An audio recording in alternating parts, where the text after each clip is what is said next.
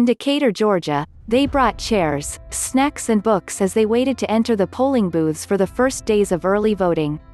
The line was so long, there was no way to see how long, except by helicopter view. The determined voters stood not for 2 or 3 hours, but for many, 11 hours, anxious, as one told a reporter, to get it over with. Machine glitches, the term used by officials, slowed down the process.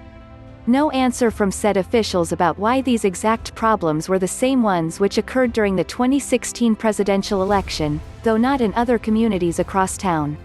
It was a similar scene in Texas, where the hundreds of early voters lined up, breaking voting records. There, too, machine breakdowns, in addition to an abrupt shutdown of a website for online voter registration, traced to a mysteriously cut fiber line. Many of the voters in the lines recognized these tactics, which worked well in 2016 to depress the African American vote in key states. Of course, the president has spent months insisting falsely that mail-in balloting is fraudulent and the election process is rigged against him. Those long lines? Evidence that his specious bloviating backfired, and that voters lined up to protect their votes against voter suppression. Voter suppression has come a long way since Southern registrars demanded black would-be voters pay a poll tax and pass a test requiring them to count the jelly beans in a jar. Today, voter suppression is a dark art of sophisticated dirty tricks shape-shifting into many forms, like the maneuverings of Republican-led legislatures shortening early voting hours and days and moving long-standing polling places out of reach of low-income citizens and communities of color. And this year, outright fraud in response to millions of Americans who embraced mail-in ballots as a COVID-19 safety measure.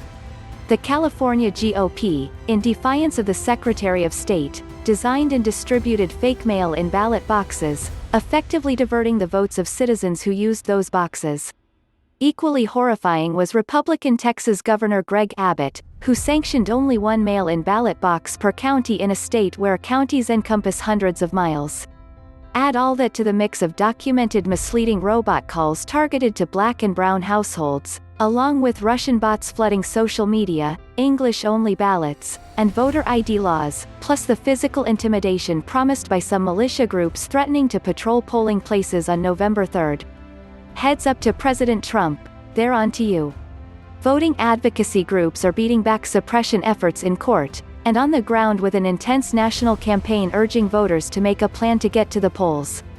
Basketball superstar LeBron James and former First Lady Michelle Obama have temporarily joined their independent voting organizations, together offering transportation, food and ready information during this 2-week run-up to November 3rd.